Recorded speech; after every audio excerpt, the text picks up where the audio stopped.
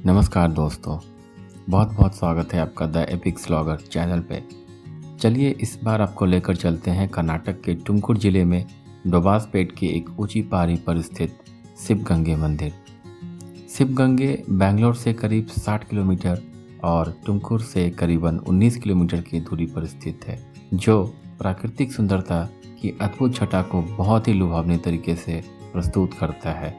साथ ही साथ इसे एक मनोरम तीर्थ यात्रा और एक एडवेंचरस ट्रैकिंग की जगह भी बनाता है। समुद्र तल से करीब यह 1368 मीटर यानी कि 4488 फीट की ऊंचाई पर स्थित है। भगवान शिव को समर्पित यह मंदिर अपने आप में रहस्यों का अद्भुत मिश्रण है और आज तक कुछ इसके रहस्यों को कोई समझ नहीं पाया। आइए जानते हैं कि क्या है इस मंदिर का रहस्य। और उससे पहले यदि आपने हमारे चैनल को अभी तक सब्सक्राइब नहीं किया है तो कृपया करके सब्सक्राइब कर लें और कमेंट में जय महाकाल जरूर लिखें। दूर से देखने पर इस पहाड़ी का आकार शिवलिंग की तरह दिखता है। पहाड़ से पानी का एक झरने का स्रोत है जिसे लोग यहाँ का स्थानीय गंगा कहते हैं और शायद इसके लिए इसका नाम शिवगंगे है। हमें निकलते निकलते थोड़ा लेट हो गया था। करीबन 7:30 से 8 बजे के पास हम घर से निकले थे और टोल बूथ क्रॉस करने के बाद हाईवे पे हमें एक रागी रोटी नाम का होटल दिखा। वीकेंड में वैसे यहाँ पे थोड़ा ज़्यादा भीड़ था। बाद में जाके पता चला कि शायद किसी की इंगेजमेंट सेरेमनी थी और शायद यही कारण था कि अंदर की तरफ पूरा का पूरा हॉल लोगों की भीड़ से खचाखच भरा हुआ था। चूँकि हम पहले ही लेट हो चुके थे तो हमने जल्दी जल्दी अपना ब्रेकफास्ट का ऑर्डर दिया और गर्मा गर्म चाय की चुस्कियों के साथ हम आगे की तरफ निकल पड़े। बेंगलोर से शिवगंगे की दूरी करीबन 60 से 70 किलोमीटर है और यह इस बात पर भी डिपेंड करता है कि बेंगलोर में आप किस जगह से अपनी यात्रा की शुरुआत कर रहे हैं। देखा जाए तो पूरे का पूरा रोड काफ़ी अच्छे तरीके से बना हुआ है, लेकिन हाँ, रास्ते में हमें कुछ कंस्ट्रक्शन वर्क के कारण 2 से 3 जगह थोड़ा सा माइल्ड ट्रैफिक का सामना करना पड़ गया था। शिवगंगे पहाड़ की तलहटी में पहुंचने से ठीक पहले हमें एक छोटा सा सकरा सा पैसेज दिखा, जहां पे हमने पार्किंग चार्जेस के तौर पे करीबन 50 रुपये दिए और अंदर की तरफ बढ़ चले अपनी गाड़ी को पार्क करने। देखा जाए तो पार्किंग के पैसे तो इन्होंने ले लिए, लेकिन अंदर जाकर पता चला कि कोई डेडिकेटेड आदमी नहीं है जो हमें प्रॉपर गाइड करे कि पार्किंग कहाँ पे करना है। हमें ऐसा लगा कि रोड पे जिसे भी जहाँ भी जगह मिली वहाँ पे उसने अपने सुविधा के अनुसार पार्किंग कर दिया। खैर, हमने भी एक प्रॉपर जगह देखकर सेफली अपनी गाड़ी को पार्क कर दी।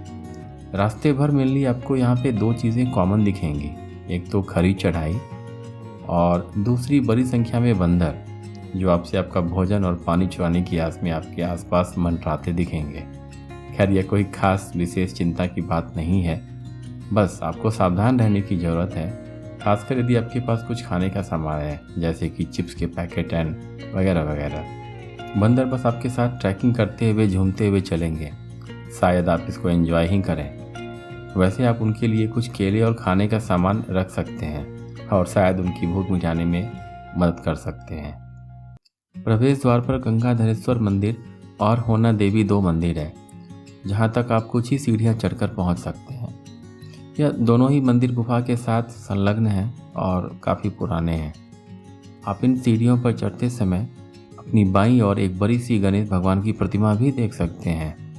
यहाँ स्थित मंदिरों में शिव पार्वती मंदिर, वन्ना देवी, पाताल गंगे, श्री होना देवी मंदिर, नंदी मूर्ति, औलकल तीर्थ, गंगाधरेश्वर मंदिर और इसके साथ साथ सांतला पॉइंट भी शामिल है।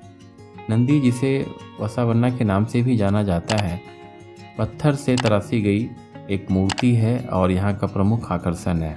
मूर्तियों को चट्टानों पे उकेरा गया है और यह मूर्ति कला के एक उत्कृष्ट उदाहरण को भी प्रस्तुत करता है।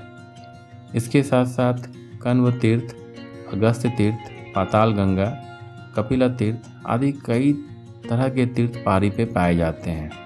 यहाँ जिन अन्य मंदिरों की यात्रा की जा सकती है वो हैं शारदांबे मंदिर, श्री होना देवी मंदिर और गंगाधरेश्वर मंदिर। संक्रांति पर्व के शुभ अवसर पर श्री गवि गंगाधरेश्वर और श्री होना देवी, जिन्हें पार्वती देवी भी कहा जाता है, का विवाह समारोह आयोजित किया जाता है। जब गंगा नदी का पवित्र जल ऊपर की चट्टानों से नीचे की तरफ गिरता है तो माना जाता है कि विवाह संपूर्ण हो चुका है। चलिए हम उसकी बात करते हैं। यह मंदिर जिस रहस्य के कारण अपने आप में फेमस है।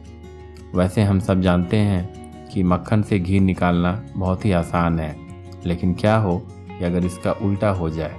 हाँ दोस्तों, इस मंदिर के बारे में कहा जाता है कि यहाँ मौजूद स्वयंभू शिवलिंग पर घी अर्पित करने के बाद वो रहस्यमय तरीके से मक्खन में बदल जाता है। आपने बिल्कुल सही सुना। श्रद्धालु जब भी यहाँ शिवलिंग पे घी अर्पित करते हैं, यह एक बहुत ही रहस्यमय तरीके से मक्खन में तब्दील हो जाता है। हम सब जानते हैं कि एक बार मक्खन को पिघलाकर घी बना दिया गया तो उसे मक्खन के रूप में वापस लाना लगभग असंभव सा है, लेकिन यहाँ पर ठीक इसके विपरीत होता है। अब यह भगवान का कोई चमत्कार है या इसके पीछे का कोई विज्ञान, यह तो कोई नहीं जानता। माना जाता है कि करीब 1600 वर्षों से यह चमत्कार होता चला आ रहा है। अभिषेक के समय भक्त इस चमत्कार को अपनी आंखों से देख सकते हैं। ऐसा कहा जाता है कि घी से बदलने वाले इस मक्खन में औषधीय शक्तियाँ होती हैं और इसका सेवन कई बीमारियों को ठीक कर सकता है। जब आप यहाँ पे आ रहे हों तो कोशिश कीजिए कि यहाँ पे गर्मियों के चरम मौसम में ना आएँ। चूँकि ट्रैकिंग कठिन है, इसलिए आप यदि गर्मी का मौसम चुनते हैं तो यह आपके सफ़र को थका देगा। जब अपनी यात्रा की शुरुआत आप करते हैं तो आपको पत्थर पे बनी बनाई सीढ़ियाँ मिलती हैं। साथ में हैंड रेलिंग भी लगा हुआ है, जिससे चढ़ने में काफ़ी आसानी हो जाती है। लेकिन जैसे जैसे आप ऊपर की तरफ बढ़ते हैं, रास्ते धीरे धीरे सकरे और थोड़े कठिन होते जाते हैं। आसपास के खूबसूरत दृश्य और ठंडी ठंडी हवा के थपेरे आपकी यात्रा को बेहद सरल और सुखद बना देते हैं। हवा के ताज़े झोंके और नीचे बसे गांव की जो प्राकृतिक सुंदरता है, काफ़ी ही मनमोहक है। यकीन मानिए, चढ़ाई के दौरान आप इस खूबसूरत ट्रैकिंग की सराहना किए बिना नहीं रह पाएंगे। ओलाकल में आपको एक छोटा सा पानी का झरना या कुंड भी देखने को मिल सकता है। कुंड के पानी का लेवल घटता बढ़ता रहता है। ऐसा माना जाता है कि पानी को छूने के लिए आपको अपना एक हाथ एक छोटे से गहरे छेद में डालना है। यदि आप पानी को छू सकते हैं, मतलब कि आप एक अच्छे स्वभाव के व्यक्ति हैं और पानी से छूने से आपके सारे पापों का नाश होता है। और शायद यही वजह है कि शिवगंगे मंदिर को दक्षिण की काशी भी कहते हैं। ऐसा भी कहा जाता है कि कुंड में जो पानी है वह पाताल से आता है और शायद इसके लिए इसे पाताल गंगे भी कहते हैं। नीचे से पूरा टॉप तक यानी कि शीर्ष तक जाने का जो रास्ता है करीबन 6 किलोमीटर यानी कि 3.7 मील का है। अच्छी बात यह है कि हर 100, 200 या 300 मीटर पे आपको जगह जगह पे खाने और पीने का पर्याप्त साधन यहाँ पे मौजूद है। रास्ते भर आपको पानी की बोतलें, नारियल पानी, जूस, फ्रूट, सैलड तथा अन्य आदि खाने के सामान जो हैं वो बड़ी ही आसानी से मिल जाएंगे। थकने पे आप जगह जगह बने हुए सेट में आराम कर सकते हैं और फिर आगे बढ़ सकते हैं। नंदी की जो सबसे विशाल मूर्ति है वो शिवगंगे का सबसे ऊंचा पॉइंट है और इस चोटी तक पहुंचना किसी खतरे से खाली नहीं। इस पहाड़ी पर सांतला नाम से एक व्यू पॉइंट भी है, जिसे सुसाइड पॉइंट के नाम से जाना जाता है। इस जगह का नाम हौसला राजा विष्णुवर्धन की पत्नी सांतला के नाम पे पड़ा। कहते हैं कि रानी सांतला अपने पति की सत्ता संभालने के लिए बेटा चाहती थी, लेकिन उन्हें संतान की प्राप्ति नहीं हुई। इस बात से वह अवसाद में चली गई और एक दिन उन्होंने इसी जगह से कूदकर अपनी जान दे दी और शायद इसी वजह से इसे सुसाइड पॉइंट के नाम से भी जाना जाता है। बरसात के मौसम के दौरान आसपास की जो खड़ी चट्टानें हैं वो फिसलन से भरी होती हैं। यदि आप गर्मी के मौसम में जाने का प्लान कर रहे हैं तो यह आपके लिए काफ़ी गर्म और अनुकूल नहीं होगा। तो इस लिहाज से सर्दियों का जो मौसम है, जैसे कि अक्टूबर, नवंबर, दिसंबर, यह जो समय है वो काफ़ी ही आदर्श और अनुकूल है और आप इस समय में यदि यहाँ पे आते हैं तो आप रियल मायने में एंजॉय कर पाएंगे। निकटतम रेलवे स्टेशन की बात करें तो वो डोबासपेट में है, जो शिवगंगे से करीबन 8 किलोमीटर की दूरी पे है और बेंगलोर एयरपोर्ट भी शिवगंगे से करीबन 60 किलोमीटर की दूरी के आसपास है। तो दोस्तों, आपको यह जानकारी कैसी लगी हमें कमेंट बॉक्स में ज़रूर से ज़रूर बताएं हमें आशा है कि आपको यह पसंद आई होगी। और अभी तक आपने यदि हमारे चैनल को सब्सक्राइब नहीं किया है तो सब्सक्राइब ज़रूर से ज़रूर कर लें और साथ ही साथ बेल आइकन के बटन को दबाना ना भूलें, ताकि आपको हमारी अगली वीडियोस की नोटिफिकेशन आसानी से मिल सकें। वीडियो पूरा देखने और हमारे साथ बने रहने के लिए आपका फिर से बहुत बहुत धन्यवाद। मिलते हैं कभी किसी और ब्लॉग में, तब तक के लिए टेक केयर, ध्यान रखिए।